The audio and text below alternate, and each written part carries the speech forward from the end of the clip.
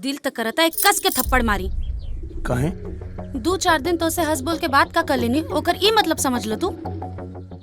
हमार शादी तय हो चुकल बा, मेहरबानी करके अपन नजरिया बदल लो, वरना अगर हमरा परिवार के लोग के पता चली ना तो तोहर नजर निकाल ली है। नजर निकलला के बाद भी हमरा आंख में तोहरे तस्वीर नजर आई।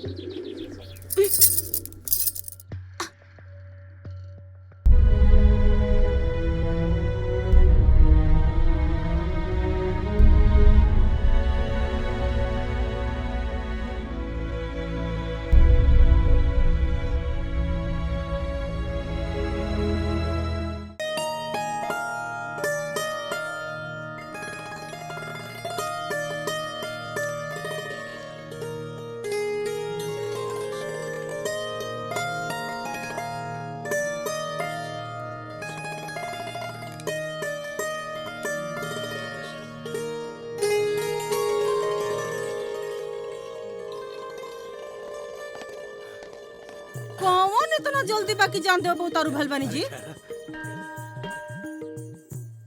निराहु के भाई, हाँ निराहु के भाई, निराहुआ के ब्याह तय कर देनी।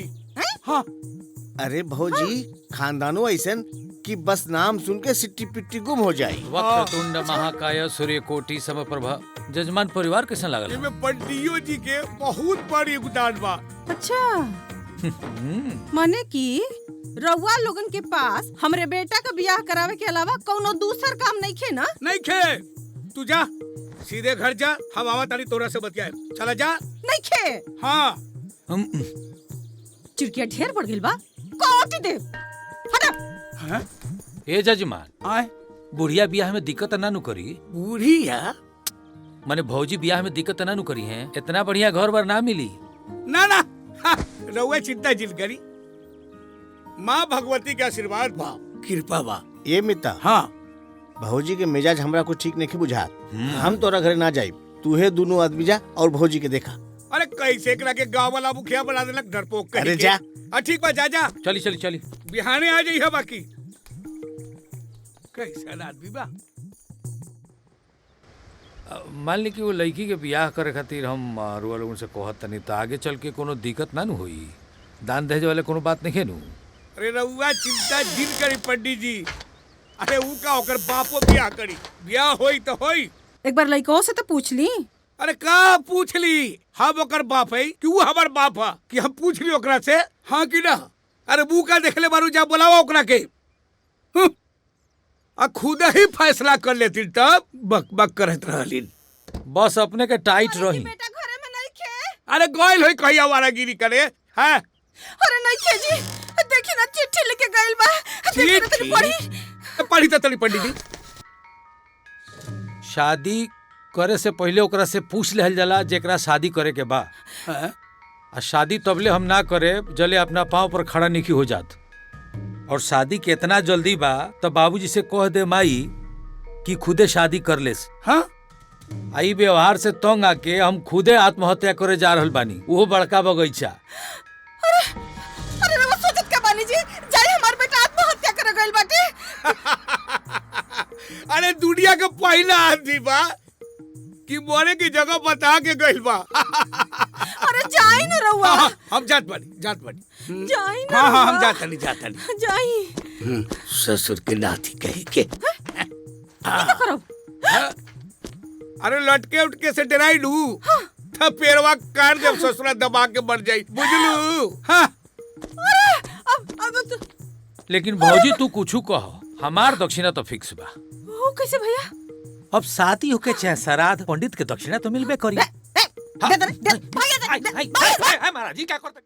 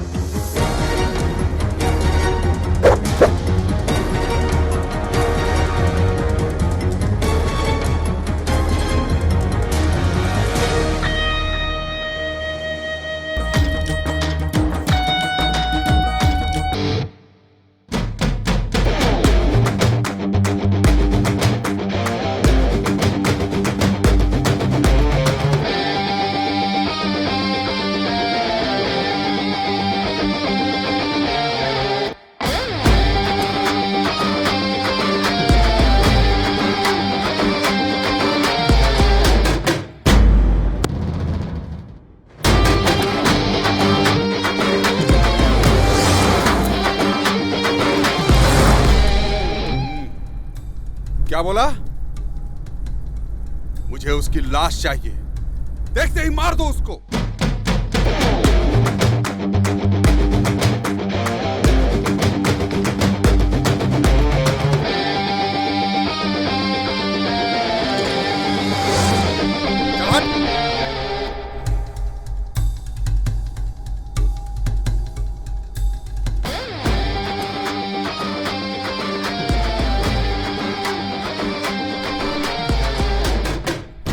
Peter, stop. Stop. Guys, come on.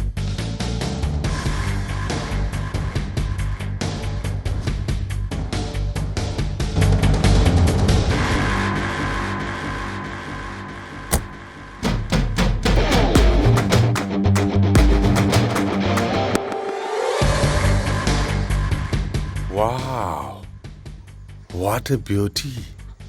दिल में उतर जाओ, रानी बना के रखूंगा, वरना जान ले लूंगा। I love you. हाँ या ना? Not at all. कुत्ते को कितने भी महंगे कपड़े पहना दो, वो शेर कभी नहीं बन सकता।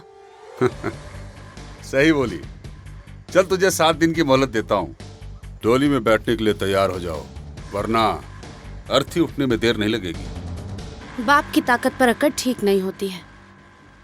कुछ ताकत अपनी भी पैदा कर लो, शायद कोई लड़की पट जाए। और जहां तक रही मेरी बात, मैं तो अपना जूता भी तुम्हारे सर पे ना रखूं।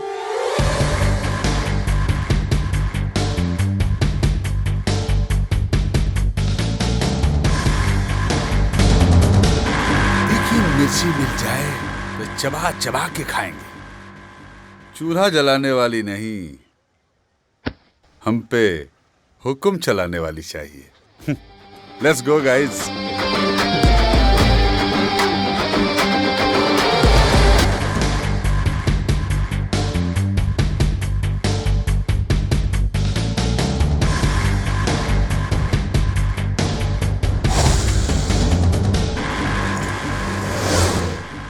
हम आपका बात सुन ले ली, लेकिन ब्याह शादी कोई लड़कन का खेल ना हो, और ये लड़की के भी पसंद आए कि चाहिए, खाली हमरे कहे से ना हो जाए। सड़क पर बदतमीज नियर लड़की के छेड़ल ठीक ना हो खेला। के छेड़लस तो रखे उहे अंकल के बदतमीज लड़का प्रभात। ओकरा के छेड़छाड़ ना बेटी, प्यार कहल जाला। वैसे भी बेटा के जीत बाप के शान बा। शादी के दिन तय करी, वरना। बिटिया तू अंदर जा, ले जाए के अंदर, वरना वरना का हुई? वरना ताकत के आजमाइश हुई। अपन बेटी के संभाल के रखी और हम अपन बेटा के। पर ई देश में देसी पहलवान के बा, वो पता चल जाए। इस सवाल के जवाब खुद ढूंढी लोगन। और वैसे भी हम कौनो भी सवाल के जवाब पहले निकाले ली, और सवाल बाद में। शादी की तैयारी करी। जय राम जी की। और सुनी, शादी की तैयारी धूमधाम से होके के चाहिए।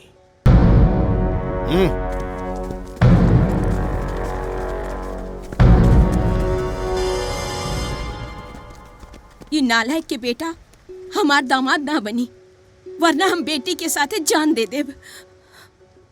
तू चिंता मत करा, हर शेर के ऊपर सवा शेर होला।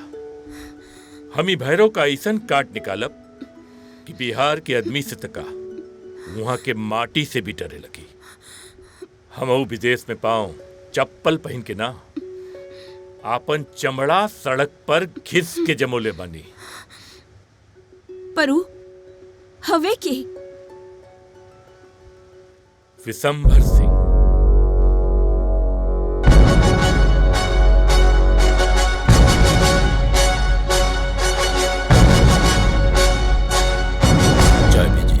नमस्ते। जी हाँ तो चंद्रशेखर जी, आज सवेरे सवेरे कैसे आना हुआ? अब जिसकी बिटिया सयानी हो जाती है वो समय क्या देखेगा। बिटिया की फोटो दिए थे आपको, पर आपकी व्यस्तता के कारण कोई जवाब नहीं आया, इसीलिए हमने सोचा खुद ही चल के पूछ लें।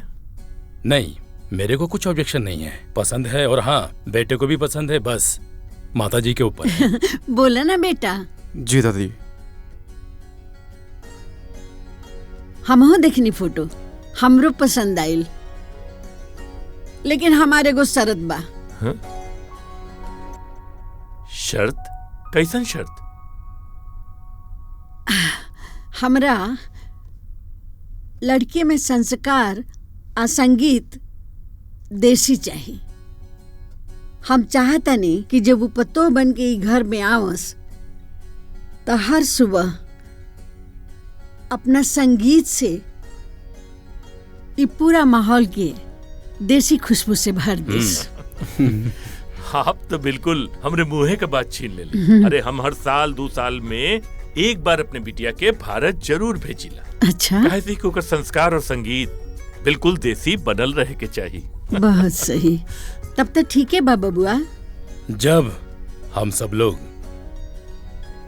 खुशी से हाँ कर रहे हैं तो हम बहुत जल्दी माता जी को लेके आते हैं बेटी को देखने के लिए। जी, स्वागत है आपका। जी, लेकिन अगर वो भैरव सिंह बीच में आया तो? भैरव सिंह? चंद्रशेखर जी, जब किसी के पांव में कांटा चुभता है ना तो कांटा निकाल के फेंक देते हैं, पांव नहीं काटा जाता है। टेंशन नहीं लेने का। ठीक है, हम निश्चिंत हैं। तो ठीक है माता जी, हम चल रहे हैं। अरे चाय तो पी के जाइए। अरे ना, ऑफिस जाने में देरी हो जाएगी। अच्छा, प्रणाम। जी प्रणाम। चलते हैं। खुश रहो।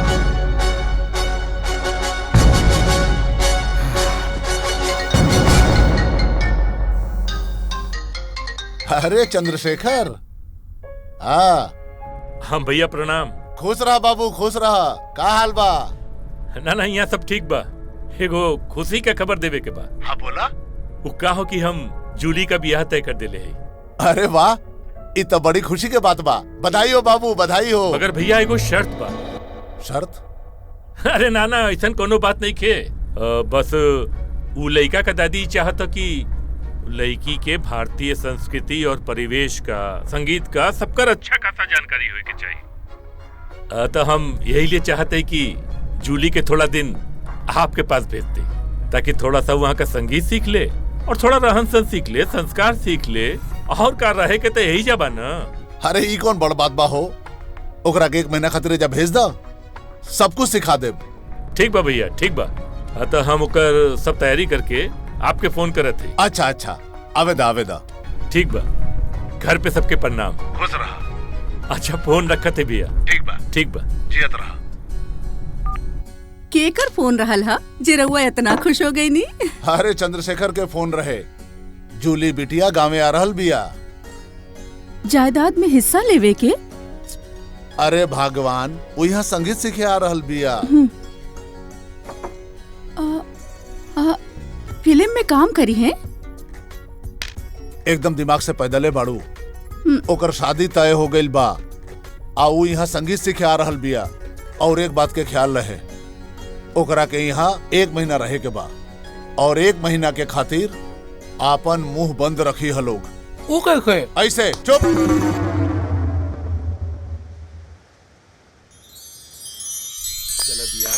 बात तो सही बा। हाँ ला, जूली तो आ गई। हाँ। जूली बिटिया। जी पापा। तनी यार आवा ना। बिटिया, तू इंडिया जाए का तैयारी करा। इंडिया काहे? सवाल नहीं। देखा कहो कि अगर भैरव और प्रभात से पीछा छुड़ावे के हो तब बिशंभर सिंह के परिवार से बढ़िया परिवार हमनी के लंदन में ना मिली। लेकिन पापा, वो प्रभात से डरे के का जरूरत बा? डरना बेटी, डरना। हमनी की इज्जत का सवाल बा। वैसे भी विशंभर के परिवार के तू अच्छी तरह से जाने लो। बस वो लोगन का एक गो डिमांड बा कि उनके परिवार के होके वाली बहू के संस्कार, संगीत दोनों में भारतीय परंपरा होवे के चाहिए। पर डैडी अभी हमके बिया। तोहार बाबूजी सही कहता नहीं बेटी, उ राक्षस के पीछा छुड़ावे बदे बाबूजी के बात मान ला। पापा अरे बेटी, हम तो हर दुश्मन है का हैं? जौन भी सोचब तोरा भला के लिए सोचब। ठीक बन बेटा, अरे ज्यादा सोचे मत, जाए का तैयारी करा।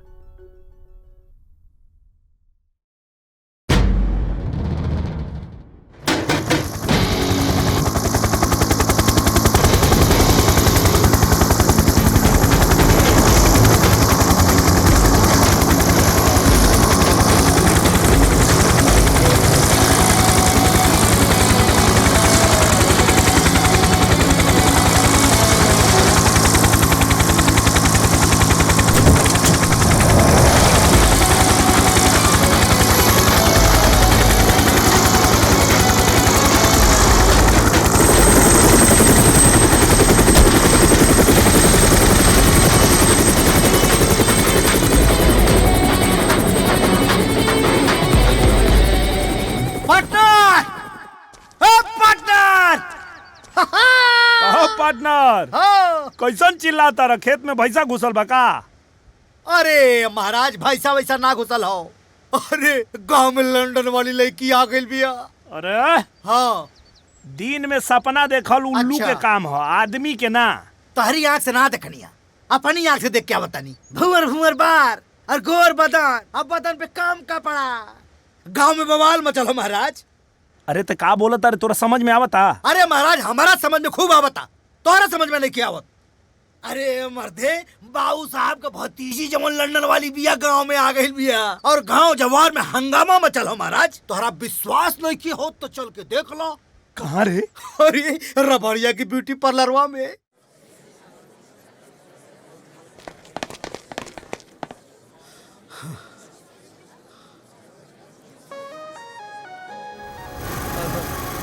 यहाँ तो बहुत लंबा लाइन लगल बारे। तनी धीरज रखा, निम्मन चीज पावेला तनी धीरज रखे के पड़ेला। हाँ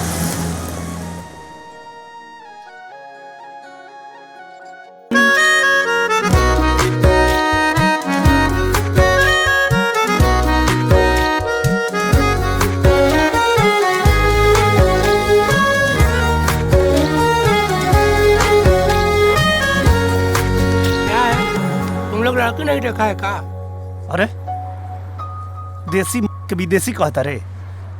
अरे यार, पता न कैसे बदल गई, समझ में नहीं खे आवत। एकदम भगचोनहर है। कहाँ न रहूं? अरे भोला बाबू नमस्कार। ये हमार भगनी बानी डूली, आज लंदन से आई है। अच्छा सही? हाँ, इनकरा के गाना सिखाओ के बाद अब तो से अच्छा के सिखाई।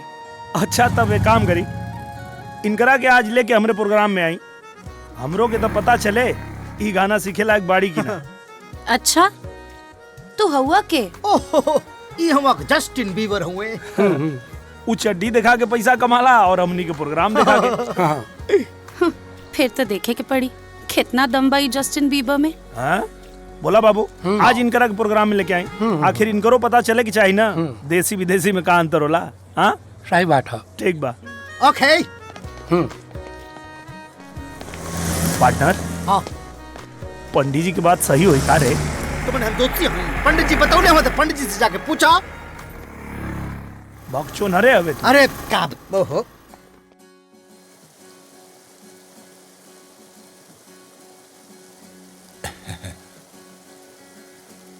तोहरा के रूप में देख के जी खुश हो गई बिटिया। और टीचर भी मिल गया। और का साथे साथे संगीत के पढ़ाई भी शुरू।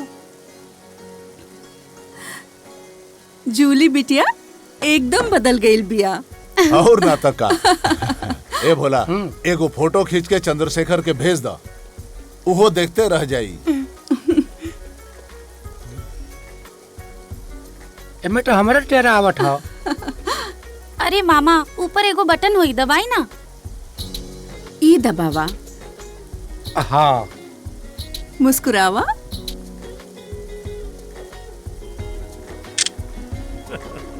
एक बात हम कह देता नहीं, आरो सुन ली, हमरा तो बियाह एकदम देसी चाहिए। अपना गांव जवार में जगन होला ना वही गन, कोनो लंदन वंदन हमरा ना चाहिए। हाँ खिचला हमरे खुके आवाला। बेटा उधर का आवत दी हम भेज देता नहीं। पानी पी। एक मिनट, ये देखी बियाहे का बात करत रहनी और गाँव से बिटिया का फोटो आ गई। भैया ये देखिए, इसे कहते हैं हिंदू संस्कार, है ना माँ? देखिए। हाँ देखी देखी फोटो।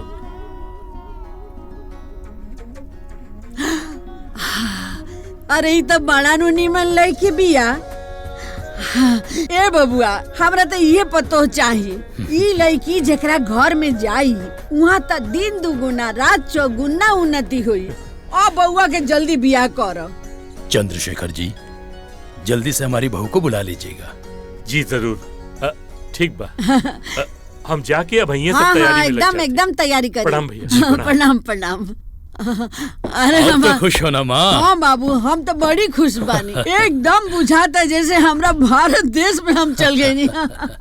पार्टनर, अगर तो ऐसा ही मेहनत करत रहले नु, हाँ। तो वो दिन दूर नहीं खे जब हम तो के सिनेमा लाइन में पहुंचा दे। क्या बात करते हैं? यस, देख तो के ते पता बटवे किया कि लड़की फुल इम्प्रेस भी है। हाँ? बस बाबू हाथ जोड़ता नहीं कि ते अपन दिमाग मत लगाई है। अच्छा। कहे से कि जब ते अपन दिमाग लगावे ले तो कुछ न कुछ गुड़ गोबर जरूर होला। तो के ते मालूम हो कि है नीचेवा से लेके ऊपर तक हमारा दिमाग है। हाँ। है दिमाग के लगावे का काम हमार। हाँ। तोर काम खाली अपना गायकी पे ध्यान दो। ठीक। ओके ओके। Okay my. कहाँ डूबल रहा लोग हैं? अरे माई, हाँ। गृह लक्ष्मी लावे के तैयारी हो रहा बा। अच्छा। हे माई, हमके तो लागे तो पंडितवा के बात सही हो जाई। सुना? हाँ। ओ पोंगा पंडित में ना तोरे चच्चा के भरोसा होई, हमारा के ना। हे माई, ऐसा बात नहीं खे। उ लागत पंडित जी के बात एकदम सही है। सचो? सचो। अच्छा, लेकिन ये बेटा एक बात बता, अगर तोर बिया लंदन वाली से हो जाए तो करे वो भोजपुरी बोली की अंग्रेजी रे? ए, चिंता मत करा, उ खाली लंदन में रहल बिया, ओकर पूरा संस्कार भोजपुरी वाला है। अच्छा अच्छा, तब ठीक बा। माई, अगर एक बार उ लोगा पहन के घूंघट निकाल के तोरा सामने आ गई नू तो तोर कलेजा जुड़ा जाई। अच्छा। तब ठीक बा। अरे का बात हो रहल बा जी? अरे एकरा के लंदन वाली लड़की मिल गई जी। हाँ? अरे ये क्या निकले सा? का मिल गई? एक बात और, मिलल हो गई तू तो भागत ना। कहीं वो चंद्रशेखर के बिटिया तो नहीं खे? अरे मुखिया, एक बात सुन ल, जब आँखी से देखा तब ये बोलल करा, न तो गांव के सारा लोग तोहरा के पगली कही पगली। ठीक बा, हमरा के हमरा बेटा पर भरोसा बा, बुझाइल? आ एक बात और सुन ली, आज से खाना पानी चाहे ना तो अंग्रेजी सीख ली। हाय देखा, अरे जवानी में हम पढ़बे ना कैली, अब बुढ़ौती में इंग्लिश पढ़ी, अंग्रेजी। अब सीख ला मीता, न तो बाद में गड़बड़ हो जाई। अब ओके ओके ओके। या या या। ठीक है ठीक है। सुना, हमनी के दोनों आयल बाड़ी घूम के टूटी। का टूटी? तेरी के। ए जनक रौरा मड़वा में हीरा जड़ी। हे जनक रौरा मड़वा में हीरा जड़ी। हीरा जड़ी, हीरा लाल जड़ी। हीरा जड़ी, हीरा लाल जड़ी। हीरा जड़ी, हीरा लाल जड़ी। हीरा जड़ी, हीरा लाल जड़ी। हीरा जड़ी, हीरा लाल जड़ी। हीरा जड़ी, हीरा लाल जड़ी। अच्छा, उस शादी में जो औरत लोग कुल गारी देवेली, वो कैसे देवेली? अरे वो छोड़ा जाएगा। अरे बतावा ना प्लीज। पक्का? हाँ। बुरा ना मन बुना ना। दुल्हा का बहिनी तजीरा पछोर, अबीच बजरिया में भंटा गोर।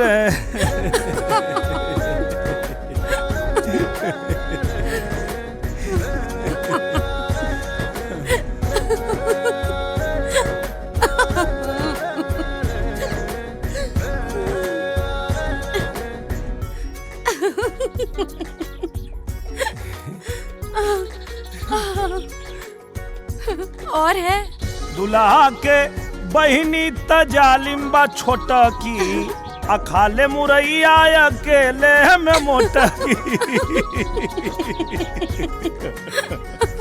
ओह गॉड।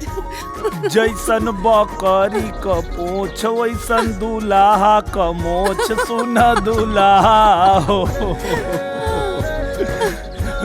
बस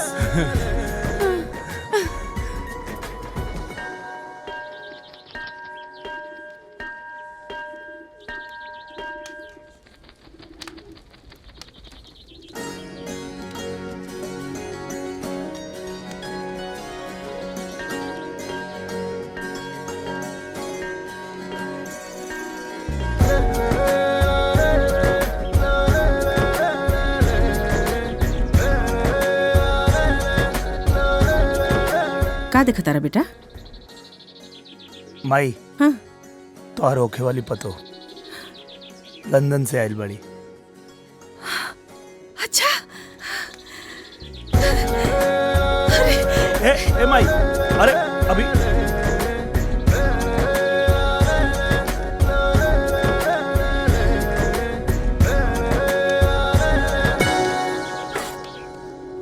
बड़ी सुंदर बिया हमरा बेटा को पसंद।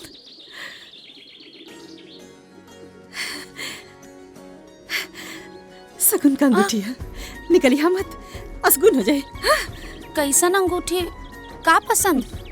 पता बा हमरा के कि तोरा के लाज लागता, बाकी हमरा के कुल पता बा, बेटा हमरा के बतौले बा। के बा अपने के बेटा?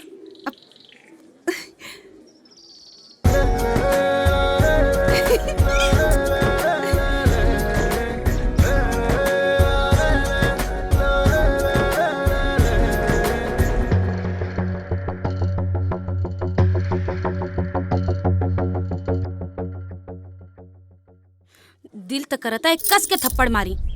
कहे 2-4 दिन तो से हंस बोल के बात का कर लेनी, ओकर ई मतलब समझ लो तू। हमार शादी तय हो चुकल बा, मेहरबानी करके अपन नजरिया बदल लो, वरना अगर हमरा परिवार के लोग के पता चली ना तो तोहर नजर निकाल ली है। नजर निकलला के बाद भी हमरा आंख में तोहरे तस्वीर नजर आई।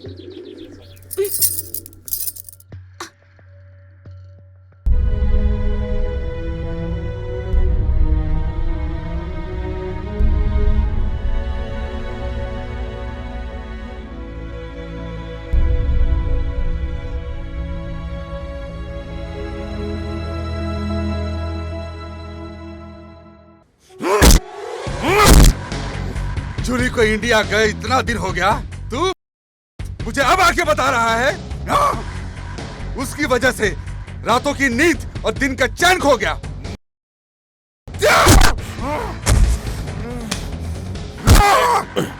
मैं तेरा बाप हूँ, बाप। इसी बात का तो रोना है। जूली जूली इंडिया चली गई और आप बेटा, वो सिर्फ इंडिया चली गई है, इस दुनिया को छोड़ के नहीं गई है। अगर वो साला दिसंबर आज बीच में नहीं आता ना, तो जूली तुम्हारी गोद में लेट रही होती। वो दिसंबर भी ऐसा वैसा आदमी नहीं है, शेर है शेर। और शेर जब बुढ़ा होता है ना, तो उसकी ताकत का अंदाजा करना मुश्किल हो जाता है। मेरी बात समझ में आई कि नहीं? हैं? तो फिर एक बात कान खोलकर सुन लीजिए, जूली मेरी गोद में नहीं, दिल में बैठी है, दिल में। और मेरा दिल शेर और कुत्ते में फर्क नहीं मानता। जूली नहीं मिली तो जलजला आएगा, और उस जलजले में चंद्रशेखर और विशंबर को ढूंढते रह जाओगे। ये मेरा धमकी नहीं, फैसला है।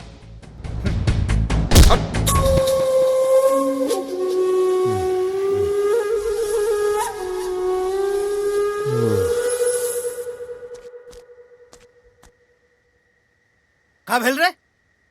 मुंह लटका के कहाँ बैठल बड़े? कुछ ना यार। अरे तो कुछ बोलबा कि मौनी बन के बैठल रहबा? अरे यार, जूली की शादी तय हो अरे गई। तो शादी तय भइल बानू, भइल त ना बा। अरे तो दूसरा के खेत में लात डालल भी तो ठीक नहीं खे। अब मान ले खेत करम जरुआ निकलल तो गर्म जरुआ मतलब? कभो कभो कुछ लोग सरकारी खेत के भी छेक के आपन कहे लगेला। कोशिश करे में का जाता महाराज, आई हम चाहे जाइला बेदा आई।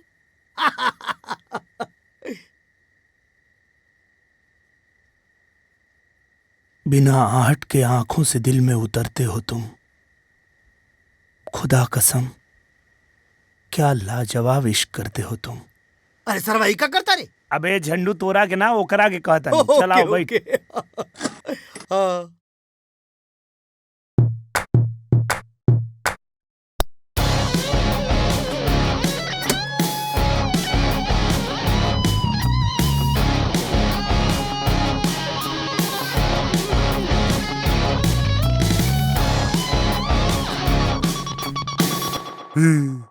प्रणाम ससुर जी।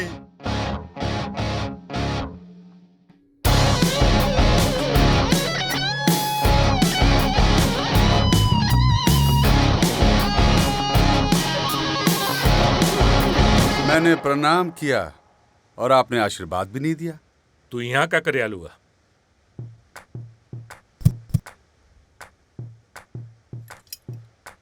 मैंने सुना जूली को आपने इंडिया भेज दिया।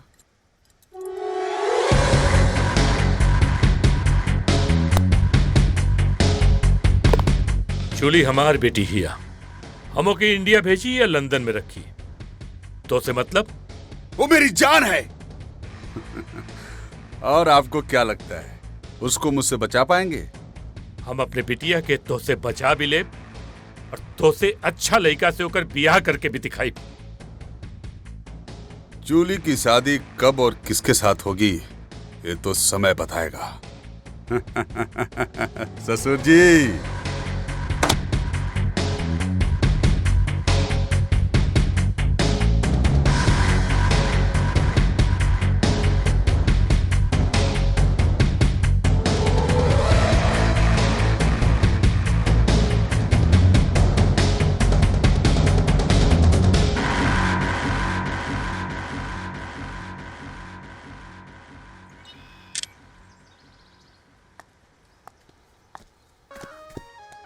अरे हटा हमरा फोटो के बीच से। अरे हमार फोटो खींच के अपना दिल से चिपका ला। तो आके पता नहीं खे तू बहुत जल्दीबाजी कर रहल बाड़ू। कैसन जल्दीबाजी? बियाह के। अरे मैडम हमरा कुंडली में लिखल बा भगवान लंदन से तोहरा के हमरे खातिर यहाँ भेजले बाड़े। सपना रात में देखल जाला, दिन में ना। तू हमार सपना जरूर देख सकेला, बाकी हमरा के पा ना सकेला। जैसे वो हेलीकॉप्टर के देख रहल बाड़ा, ओकरा के सिर्फ देख सकल जाला, बाकी पकड़ल ना जा सकेला।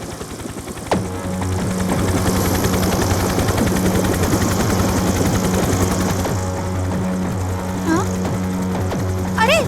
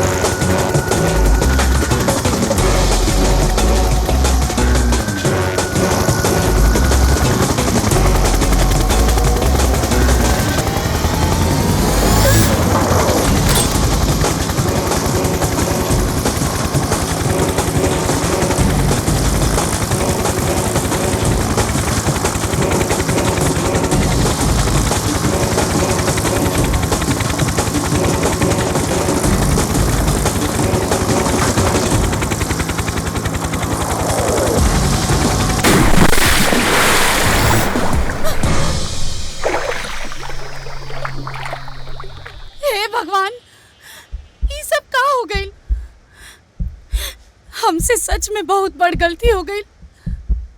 तू सही कहत रहला। ई दुनिया में हमके तो से ज्यादा केहू प्यार न कर सकेला। प्लीज बाहर आ जा, प्लीज। हमके भी थोड़ा से अपन दिल के बात कहे के आ, प्लीज। I love you. नमस्कार विशंबर बाबू। अरे बिटिया के शादी तय भी कल हैला और अपना चाहने वाला के न्योता भी ना दिहला। ये तो बहुत गलत बात बा।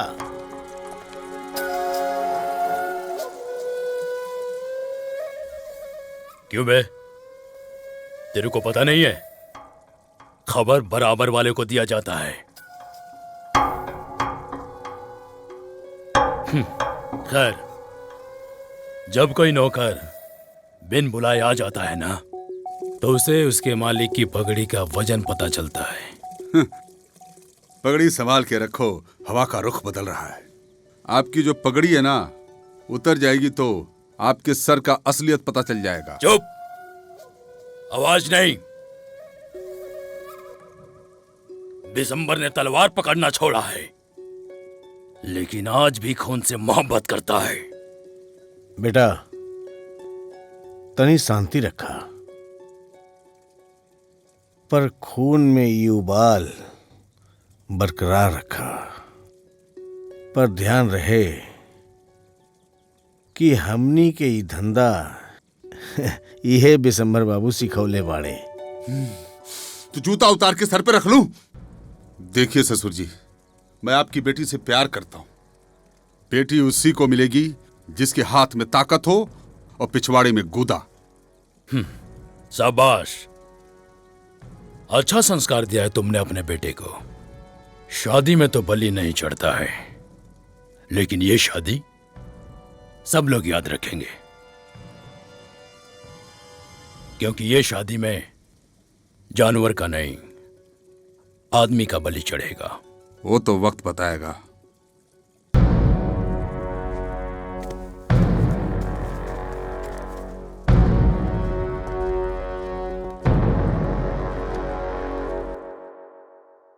गाओ। कांच ही बांसे का बहंगिया, बहंगी लचकत जाए। गावा। बहंगी लचकत जाए, बाट जे पूछेला बटोहिया, बहंगी के करा के जाए, बहंगी के करा के जाए। तू त आन्हरा हवे रे बटोहिया, बहंगी छठी माई के जाए, बहंगी छठी माई के जाए। बटोहिया बहंगी छठी माई के जाए, बहंगी छठी माई के जाए। देखा था, सीख तो गईलू।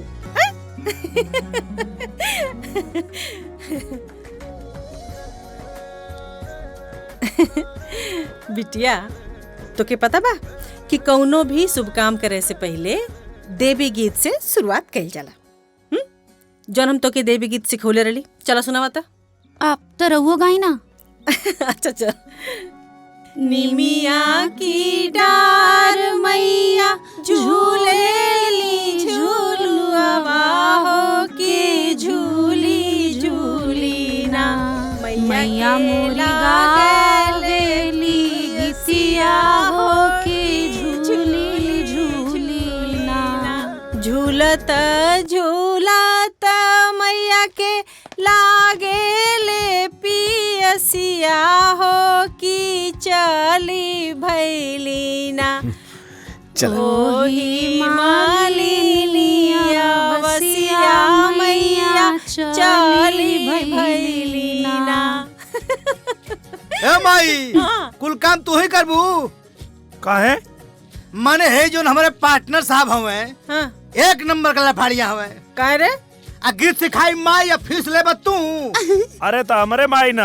हाय हाय, ये तो नई बात बता देला आज तू। अच्छा अच्छा पार्टनर, तोहके कोनो गीत आवेला कि ना? हमके आवेला ना। अरे मालिक का चकचवा बनी है गोलगप्पा। मार मार मार मारिए के पागल मार। भागे से, अरे बापा रे, भागे से। बेदीन आदमी के देख लाइए। बकलो हमरे यह आवेला त हम का करी। इच्छा पूर्ति माई के साक्षी मान के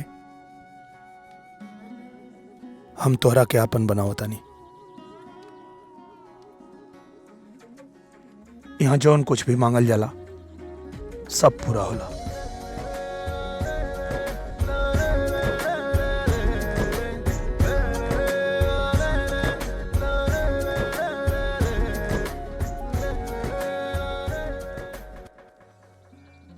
का मांगलू है?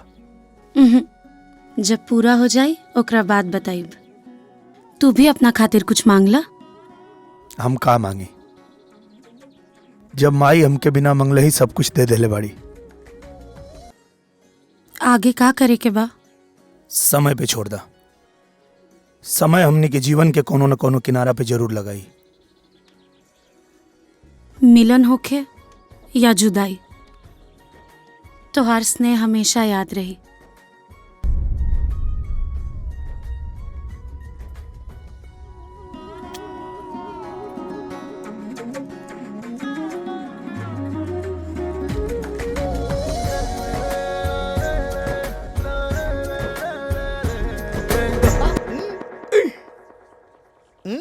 कब पार्टनर लगा तो लंदन का लड़की संग्रामेपुर रह जाई। कुछ कहो। हाँ। हमार भविष्यवाणी एकदम। हे पंडित जी, भविष्यवाणी ना, अनहरा के हाथे बटेर लग गई हो। अरे जायदा पता ना कब सरस्वती माई केकरे जुबान पे बैठ जाए। हाँ ई तो हो। चिंता मत करा, ब्याह के ठेका तोरे के मिली।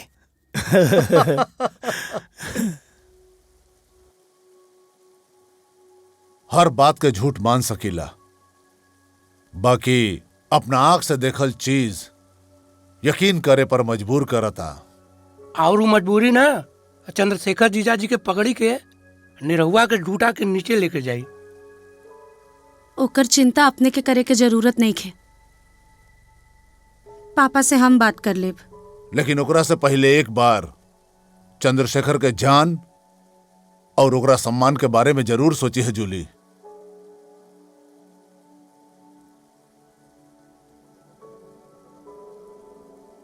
अरे कहाँ?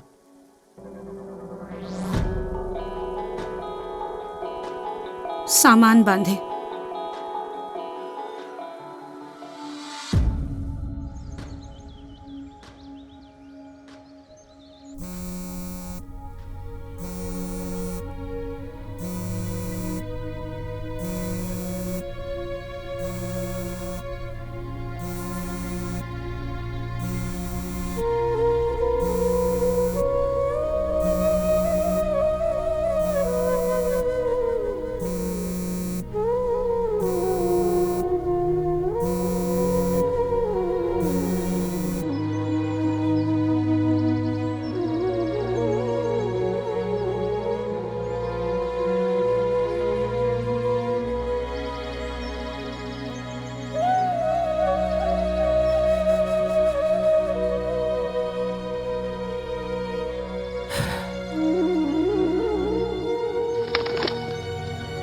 हाँ भाई पार्टनर, काय बहुत परेशान लगा तेरा। अरे यार का तरीका है, इतना देर से फोन मिला होता नहीं, फोन नहीं क्यों उठावत? कौन बात ना, हो सकता है नेटवर्क प्रॉब्लम हो तो बिजी लगाओ, फिर से लगाओ, एक बार और लगा ला। अरे कब से तो लगावता नहीं। तो कौन बात ना, एक काम करा, तू एक काम करा, मैसेज दे दा। कब को मोबाइल नेटवर्क में ना होला हमारा, तू इतना टेंशन काहे लेता रहो। मैसेज करता, जब नेटवर्क में ही है तो मैसेज मिल जाएगी। करा।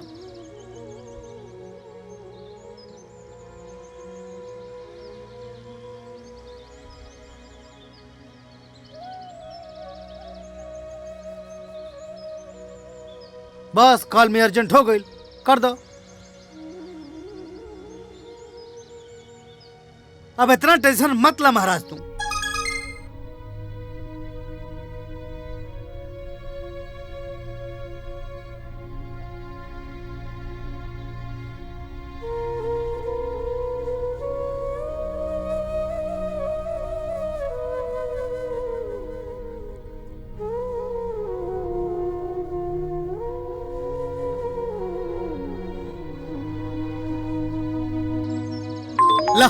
तोरे मैसेज का जवाब आ गई। हाँ आ गई।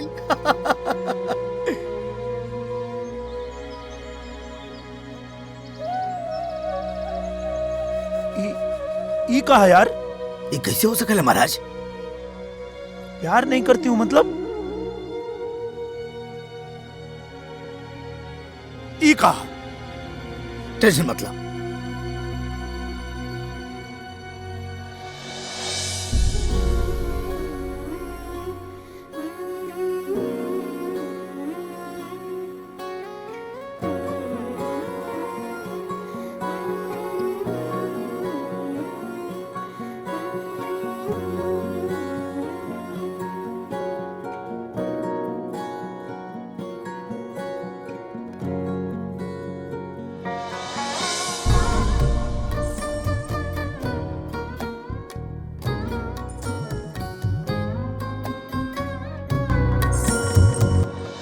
चल तुझे 7 दिन की मोहलत देता हूँ। डोली में बैठने के लिए तैयार हो जाओ, वरना अर्थी उठने में देर नहीं लगेगी।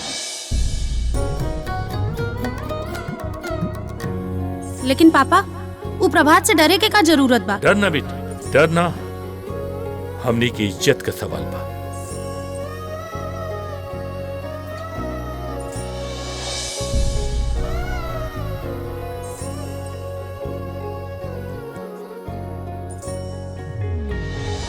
सगुन का अंगूठिया निकलिया मत, असगुन हो जाए। हाँ?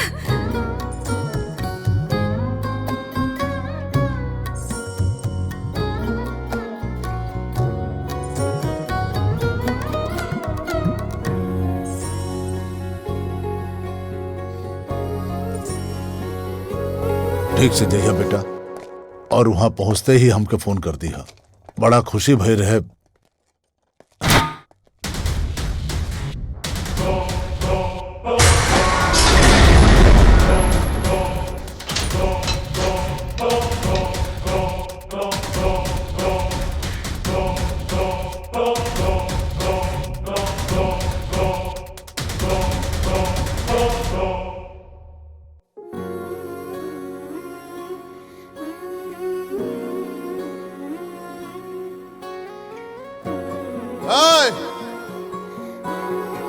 फाटक के अंदर ना आवे के चाहिए, और अगर आवे के कोशिश कैलस या आ गईल तो हाथ पर तोड़ के फेंक दिया लोग।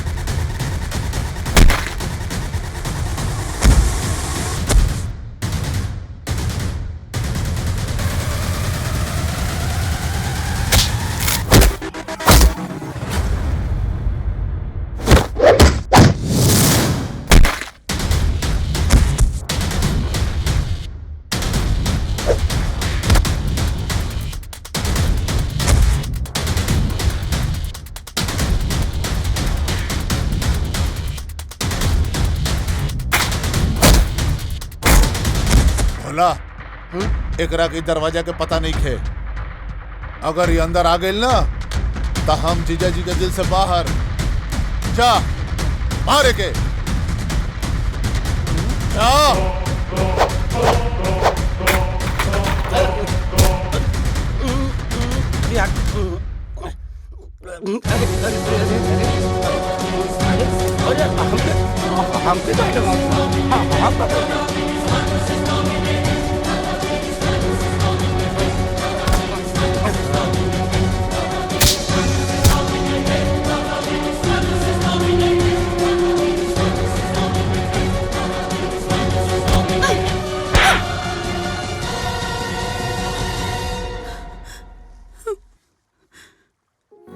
जूली ई कहा मवाली पना के जवाब।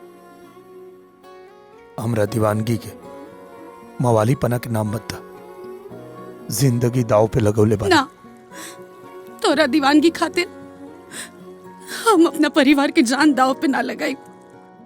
जिंदगी ठीक बा, त एक बात याद रखिया, जीवन एक मिलल बा, वो तोहरा ऊपर निछावर कर दे। या तो प्यार परवान चढ़ाई या तो तोरे चौकट पे मर जाए। ये आशिकी लोग याद रखे, वो काम कर जाए। राय एकरा कितना मारा सन कि एकर आशिकी के भूत एकरा देह से पसीना ना खून बन के बाहर निकले।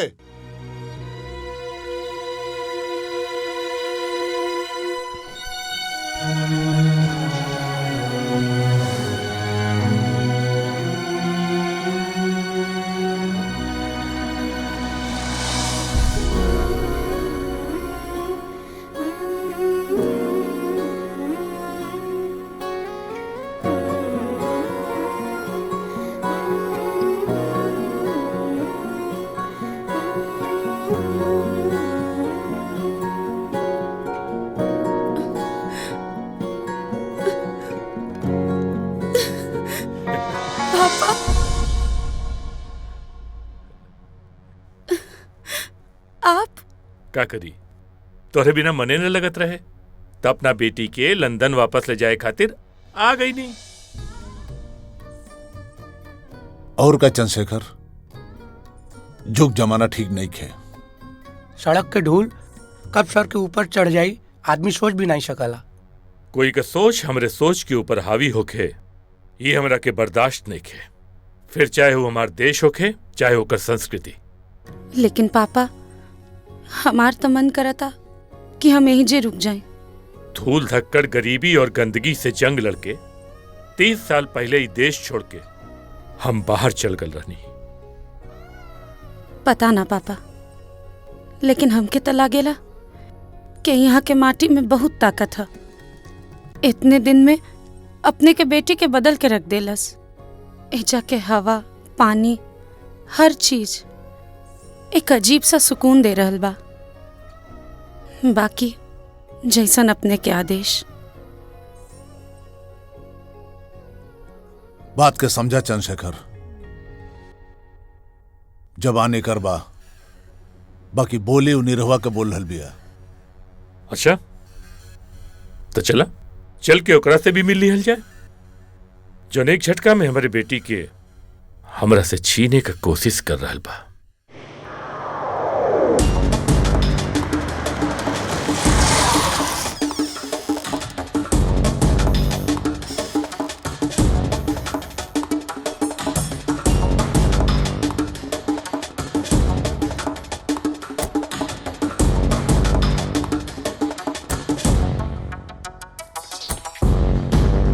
अरे प्रणाम प्रणाम चंद्रशेखर बाबू। प्रणाम।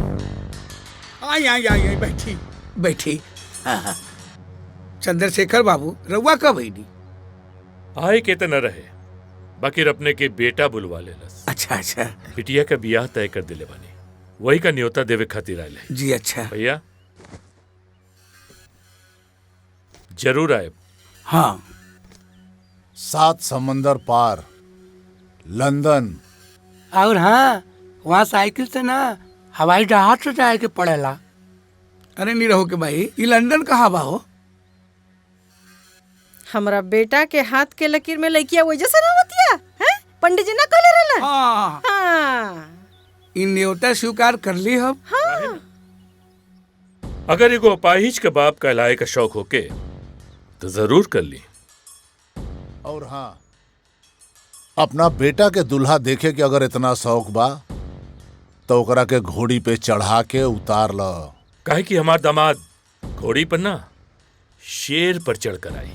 अरे तो हमरा बेटा से बढ़िया दामाद तरुआ लोगन के मिलबे न करी जी। हाँ। अरे लड़कइया में उ मगरमच्छ के नधले रहे और जवानी में शेरनी के काजी। हाँ। अभी विश्वास होखे न तो रउआ लोग जाके पटना के चिड़ियाघर में पूछ ली। हाँ।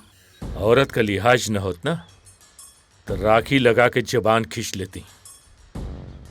हमरा के भी बचपन से शेर के कुत्ता बनावे का बहुत अरमान बा, लागत हो अब पूरा हो जाए। और एक धमकी या हिदायत न समझी, चीख से यहां से लेके लंदन तक एगो रस्सी बन जाई। चलो तनी बकीर आप लोगन के बर्ची, लेकिन यह जरूर है ना। चलो भैया।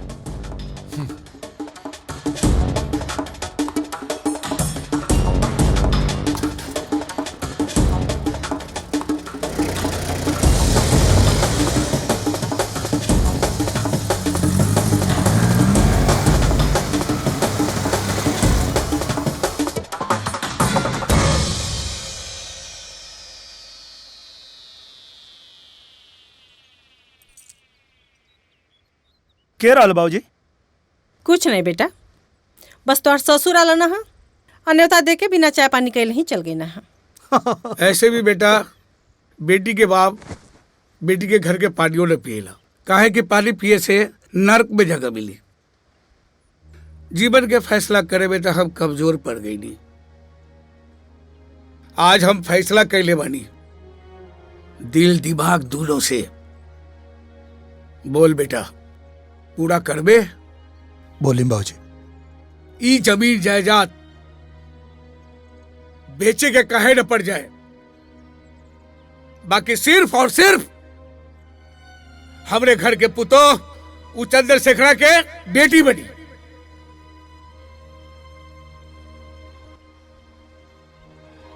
अब बता दे ओकरा के कि लंदन कोनो 7 समंदर पार ना, निरहुआ के घर के पिछवाड़े बसला, जवन दरवाजा से नहीं खिड़की से लौकला।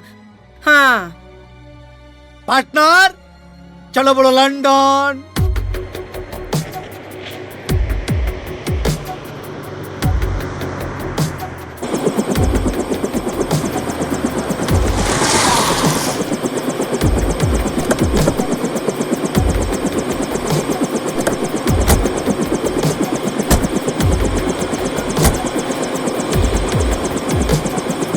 चलो बेटा,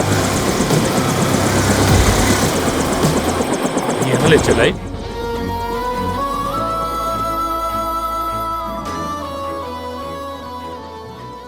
हमरे बेटी के दिल आयल भी तेगो नचनिया पर। अरे शुक्र मनाओ कि इंडिया में बढ़े, नहीं तो लंदन में अब तक तोर बोटी काट के कुत्तन के खिला देती।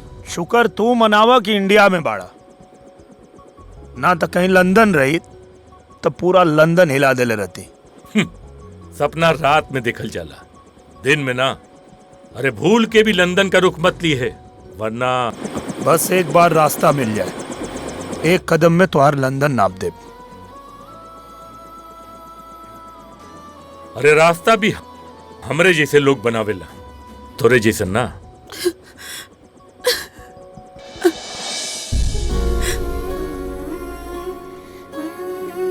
जूली,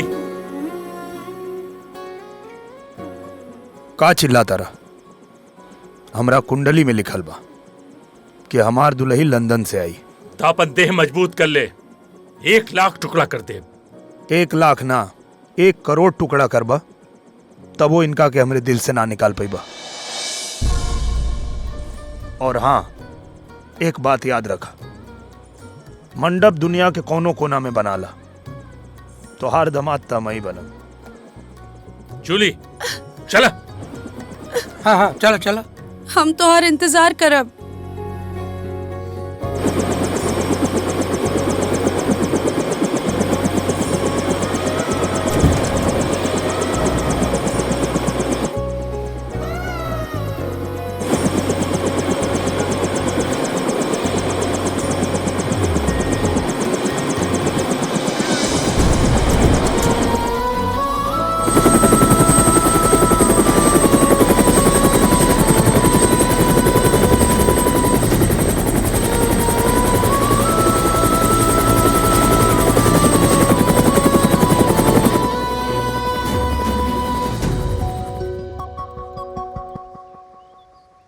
टोटल 250 बराती हुई। 350? सबके बरात में बोलोले बानी, लंदन जाए के पैसा कहाँ से आई? हमन के सूट सिए के ऑर्डर दे दिल बन जा। नीरव भैया हमनी सब बाराते चलबे करब सोन। सब जाई कैसे? पार्टनर बताई। बताओ। अरे तो मन करे के का हो, कपड़ा लत्ता एकदम कर्रम मार के साफ सुथरा करके, पहले बस में फिर नाव में, एकरे बाद लंदन में, ओकरा बाद पूछ के आवता नहीं। अरे केकरा से पूछे जाता ना? अरे छोड़ा, सब के ऊपर आती चली, तू लोग चिंता मत करा, बस अपन अपन पासपोर्ट बनवा ला लोग। ऐसे पासपोर्ट बनवावे में खर्चा कितना आई? 1500 रुपया। पासपोर्टवा तो खैर बन जाई, लेकिन एक बाराती के लंदन जाए आए में खर्चा कितना पड़ी? एक बाराती के आवे जाए रहे खाए में 2.5 लाख रुपया के खर्चा है। 2.5 लाख? करे बेटा, जब तू एक बाराती पर 2.5 लाख रुपया खर्चा करबा तो ये लोग नेवतवा कितना करी हैं? अरे हाँ तो मुखिया जी बात ही आई। अरे इसे कहाँ गई ले? मुखिया हो गई लोग न्योता की व्यवस्था करे।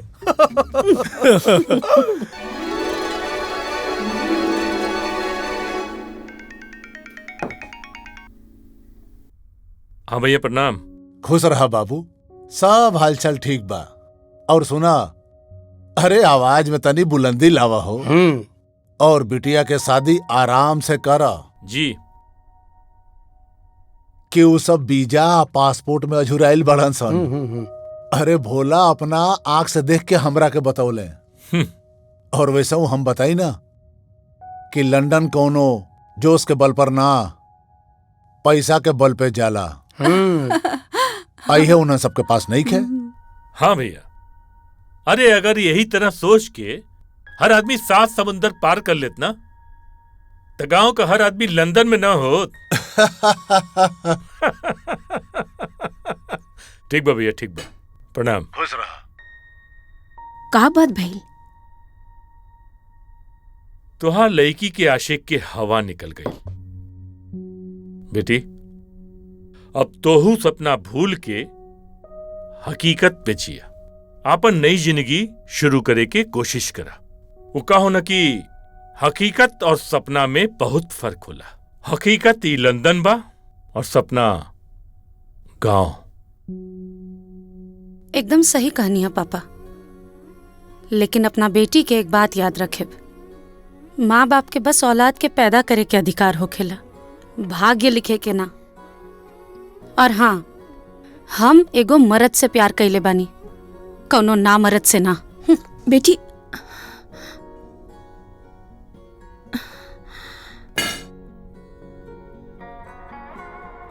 देखा तू टेंशन मत ला, हम सब सेटिंग कर दिले हैं। ठीक बा भाई, 2 दिन में पासपोर्ट मिल जाई। अच्छा ठीक। ठीक। हाँ एक मिनट।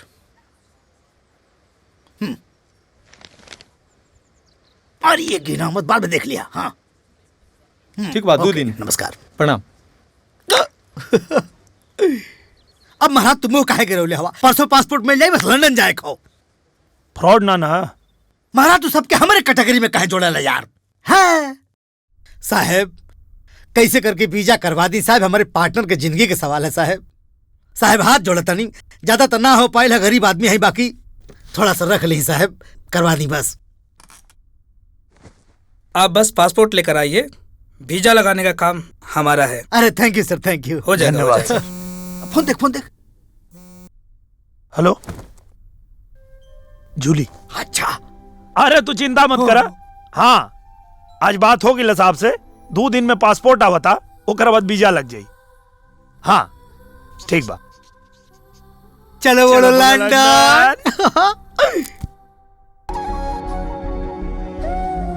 जूली बिटिया, घर में बिना बताए चले लू। देखा बिटिया, जॉन भी भैला बुकरा के भुला दे और एगो नया जिंदगी शुरू करा। हम तो हर बिया यहाँ बहुत धूमधाम से करब, पूरा लंदन देखी। निरहुआ अभी धरती पर ना आ पाई, ये बात अपने दिमाग में अच्छा से बैठा ला। देखा जूली, बहुत मुश्किल से अपना देश से इतना दूर आके हम इज्जत कमैले बानी, और अपन इज्जत बचावे खातिर हम तो हर जान भी ले सकीला।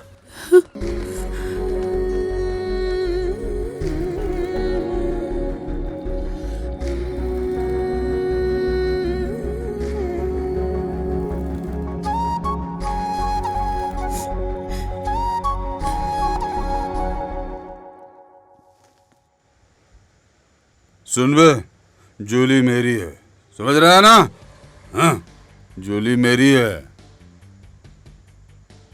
जूली मेरी है, जूली। बेटा, बेटा, ये सब क्या है?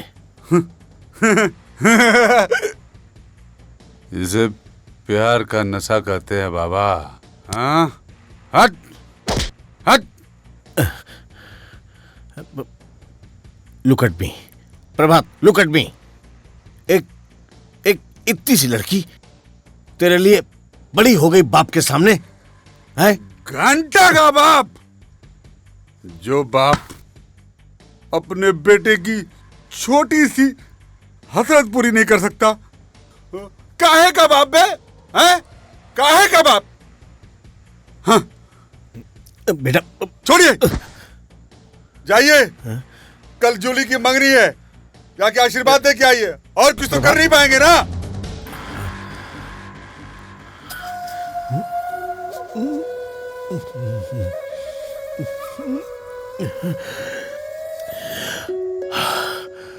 गो गो।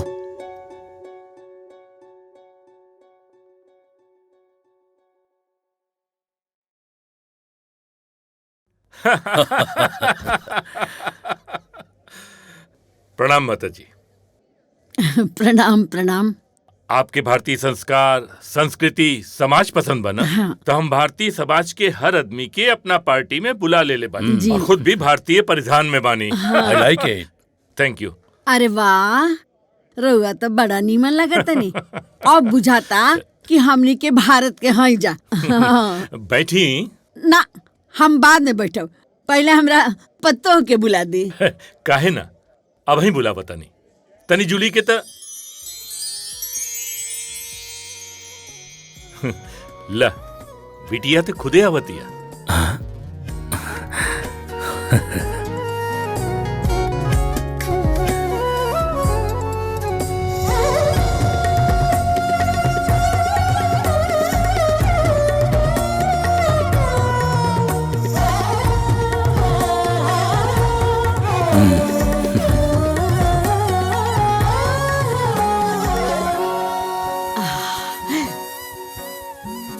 इत लक्ष्मी सरस्वती के रूप लागतिया।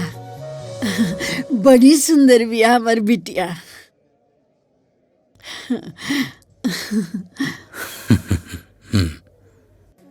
केहू के नजर ना लगे के।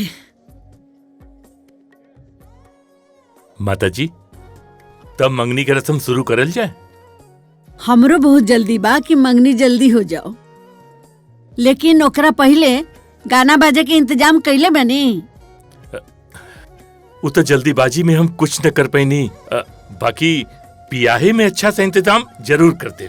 चंद्रशेखर जी, उसका टेंशन मत लीजिए। मंगनी का गाना बजाना मैं ऑर्गेनाइज कर चुका हूँ। आओ बेटी, बैठा। बैठिए आप लोग।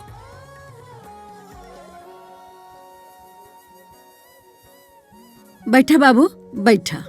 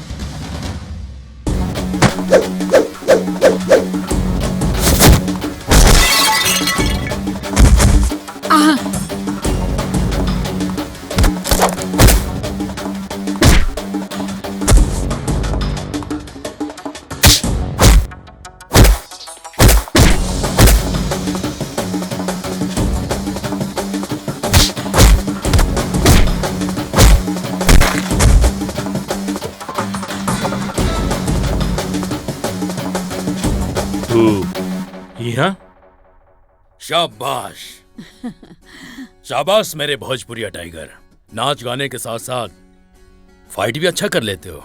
धन्यवाद सर। यही से तक कहे नी कि हीरा के पहचान जौहरी ही करेला। अरे हम तो ई लड़का के एक नजर में ही पहचान लेनी कि ई हीरा है, हीरा भोजपुरिया हीरा। देखला देखला हो, नाचे गाँव में तो निपुण बटले बा, आ तहरा लंदन के लखेरन के का छक्का छोड़ा दिलसिया। वाह वाह वाह रे हमर बाबू।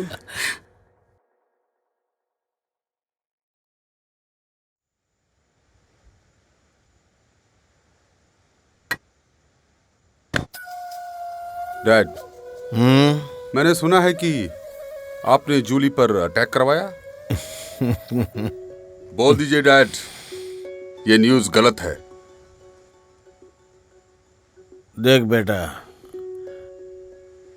इस दुनिया में तुझे सिर्फ वही एक लड़की मिली है क्या? उससे भी ज्यादा खूबसूरत लड़कियां हैं इस दुनिया में। तू किसी पे भी उंगली उठा दे, मैं कल सुबह ही तेरी गोद में ले आके रख दूंगा, समझा? डैड, आप समझते क्यों नहीं? मैं उससे प्यार करता हूँ, और जूली जैसी इस दुनिया में कोई भी नहीं।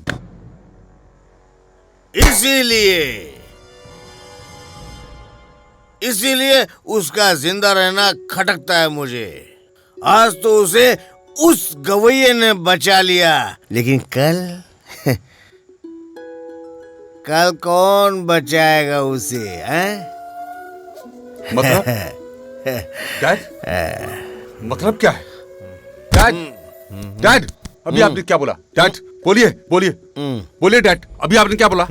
मुझे ऐसा मजाक पसंद नहीं है डैड, बोलिए। ये मजाक था ना? तो वो गुंडे आपके थे, जूली को मारने भेजे थे ना? डैड, जूली मेरी जिंदगी है डैड। नहीं बेटा, उसकी मौत के बाद तेरी असली जिंदगी शुरू होगी। देख, एक बेटे की खुशी उसके बाप से ज्यादा कौन जानेगा? कौन जानेगा? और एक बात सुन,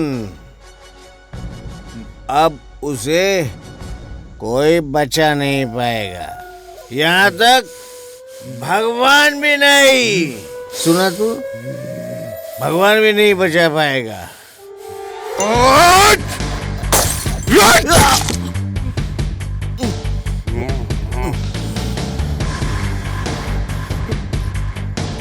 बेटा, वो मेरी जिंदगी है, आप जान लेते तो बाप को मारने का इल्जाम बेटे पर नहीं लगता।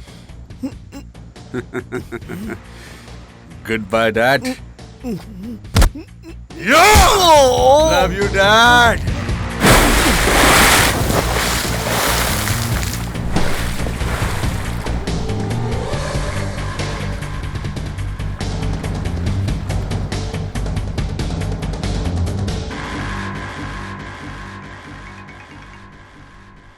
हेलो जीजाजी प्रणाम। प्रणाम राहे तो बोला। एगो छोटा सा काम तू लोग ने कर पैला हैं? इतना पैसा भेजी ला यहाँ से हर महीने हम तो बहुत कोशिश कैले रहनी है, कैसे पहुंच गल वहाँ? तो कैसे यहाँ आ गई और आइल ताइल घरे तक पहुंच गई। पूरे समाज पे हमारी इज्जत का ऐसी तैसी कर देलस। अरे हम तो बहुत प्रयास कैले रहनी है जीजाजी।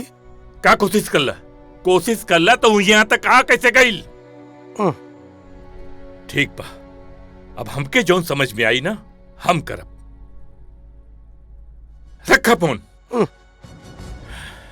सरवा कैसे पहुंच गए?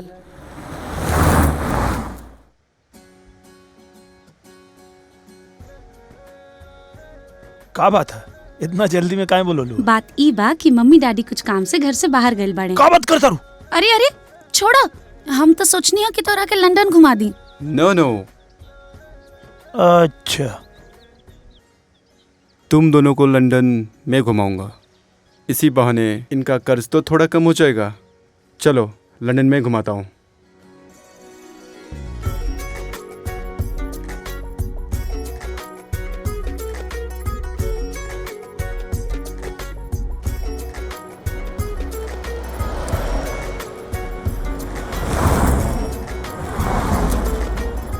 देखो सामने रानी महल है और ए रोड से सीधा जाओगे तो आगे थेम्स रिवर है। अरे मैडम, धन्य हो गए आपके दर्शन पाके। अरे तुम्हारे चक्कर में कितने को मारूं ये बताओ यार।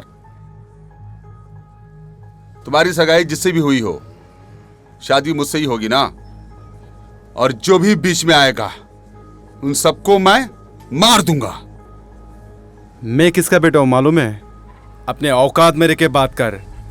शादी मेरे साथ ही होगी। शादी तो मुझसे ही होगी। एक मिनट रुको भाई। अभी तक मैं यहाँ पे इनके हिसाब से गाने बना के लाया था। इनकी शादी होने वाली है, अब आप बोल रहे हो आपकी शादी होने वाली है। तो अगर आपकी शादी इनसे होने वाली है तो अभी बता दीजिए, ताकि मैं फिर उस हिसाब से गाने तैयार करूं। हाँ, और नहीं तो क्या।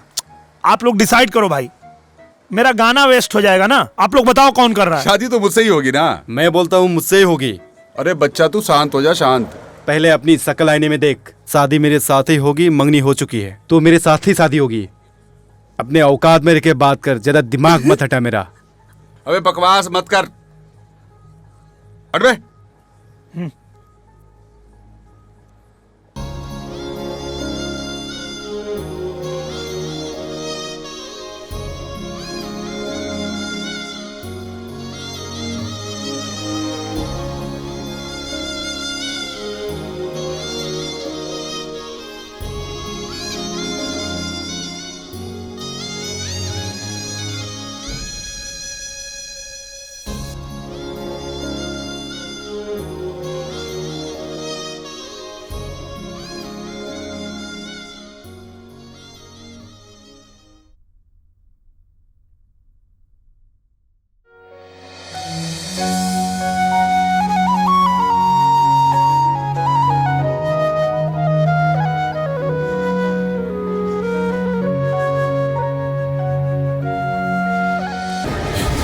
बेटा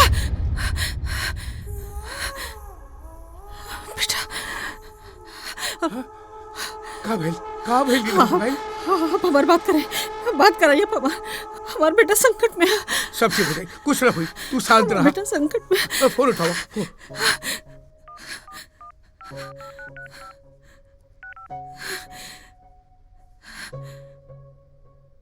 फिर से लगाओ।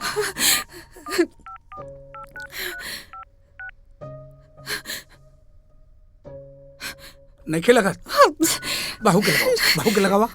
हाँ लग गई का।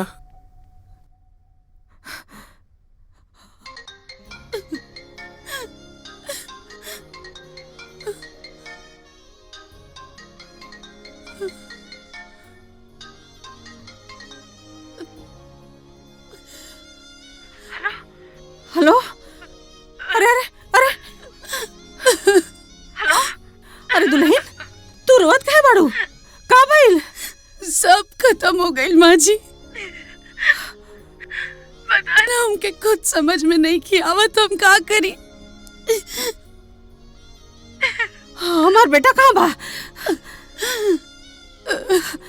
उनके गुंडा लोग उठा के ले गए। हमार बेटा कहाँ बा? हम छठी माई के व्रत कैले बानी, लेकिन पता नहीं सब कौन चूक हो गई कि ये सब सजा मिल रहा बा। कुछ न होगी, बस तू एक काम करिया, तू व्रत के पूरा कोनो भी कीमत पर पूरा करिया। कुछ न होगी हमारा बेटा के, हमारा बेटा जरूर लौट के वापस आई। हाँ तू बस तू व्रत के कोनो भी कीमत पर पूरा करिया बेटा, ठीक है? हाँ कुछ न होगी बेटा, धीरज रखिया।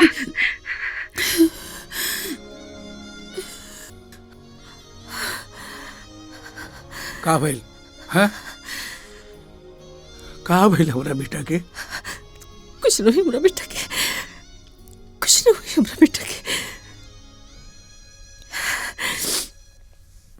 ठीक बा, हमारा बात के जवाब छठी माई दी है। हाँ हाँ छठी माई जरूर दी दी है। है छठी माई।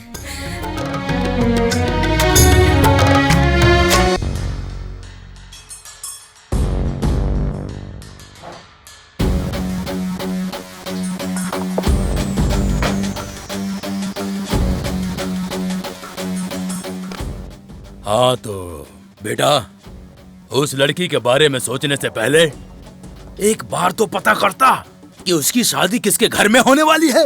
बिशंबर, बिशंबर जिसके पांव के नीचे पूरा लंदन दबा हुआ है। और तू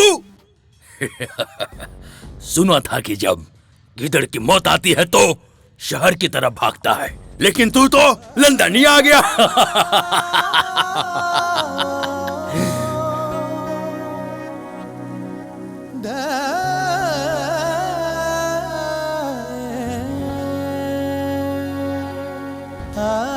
बबुआ, ये बिहार नहीं लंदन है, लंदन, समझा? Hey guys, finishing him off, throw immediately outside. Quick!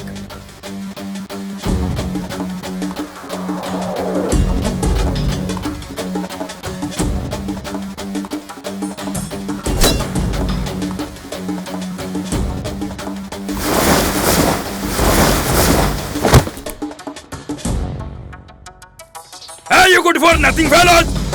Finish him off!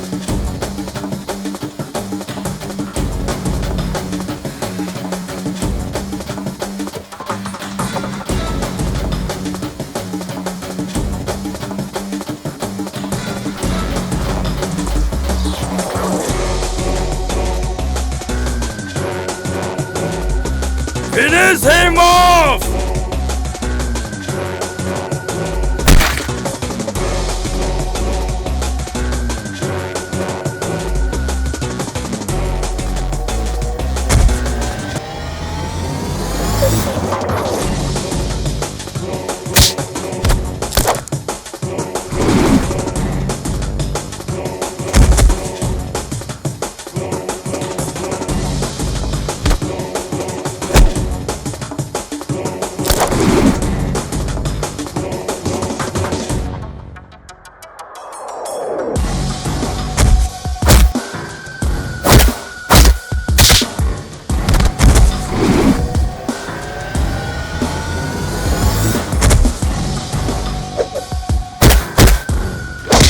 You bastard!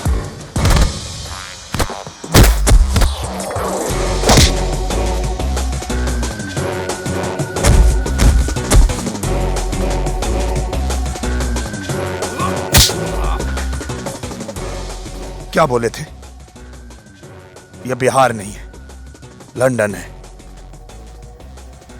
London हो या बिहार, हम रिश्ता निभाते हैं। गलती से भी किसी ने बेटा कह दिया तो जान दे देते हैं, लेकिन हाथ नहीं उठाते हैं।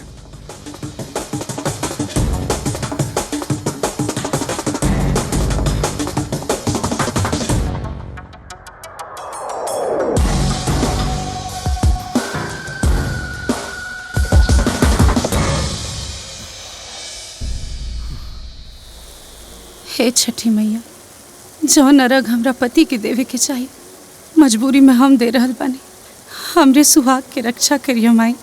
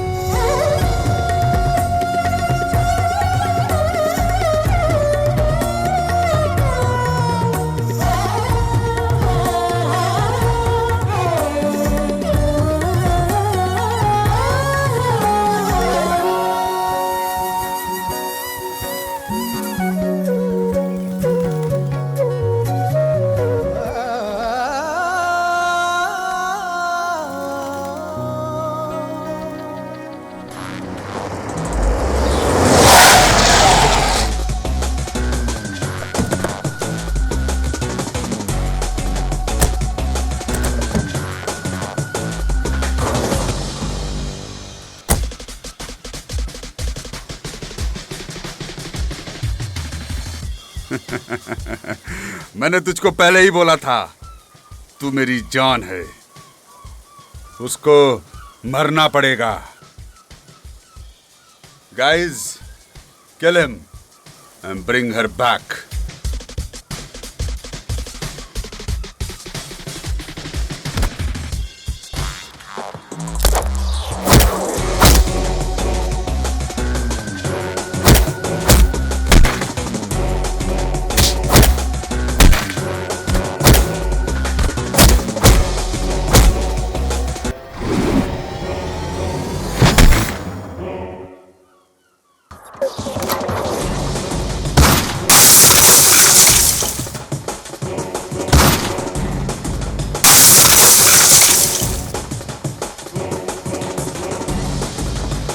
You black ships, catch them!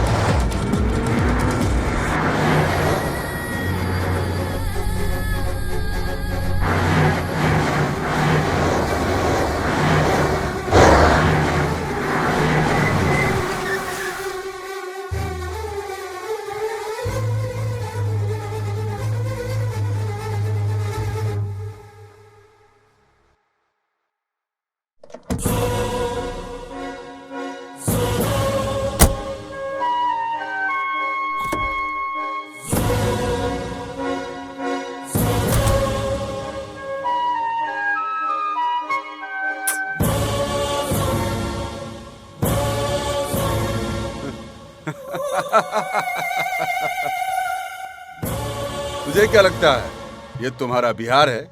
नहीं, ये हमारा लंदन है।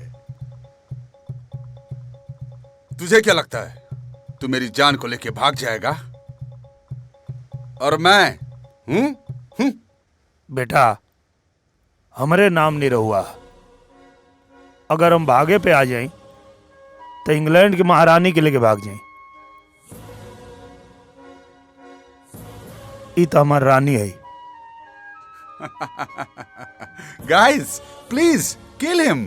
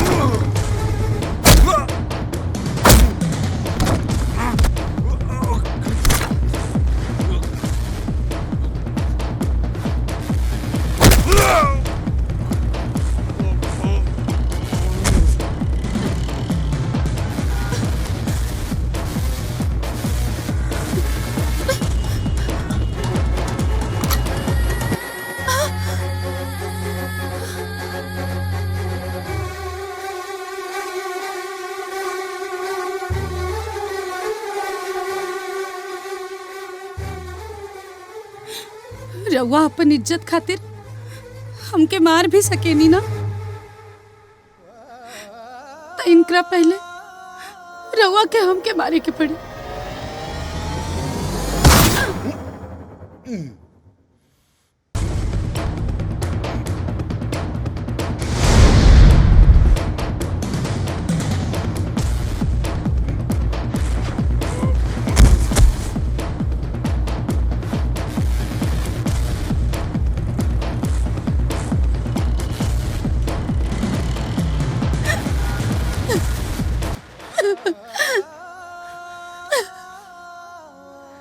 हमके माफ कर दे बिटिया। ना पापा। अरे कोई बाप अपने बेटी के मार सके लगा? आवा बेटा आवा, हम तो हार भी गुनाहगार है, तो हमके माफ कर दा। चलिए आवा निरहुआ, हमरे बिटिया खातिर तो से अच्छा वर कब्बो न मिल सकेला। अरे सच्चे प्यार के आगे तब भगवान भी झुक जाला। हम तो एगो बाप है, तू लोग जहां भी रहा हमेशा खुश रहा।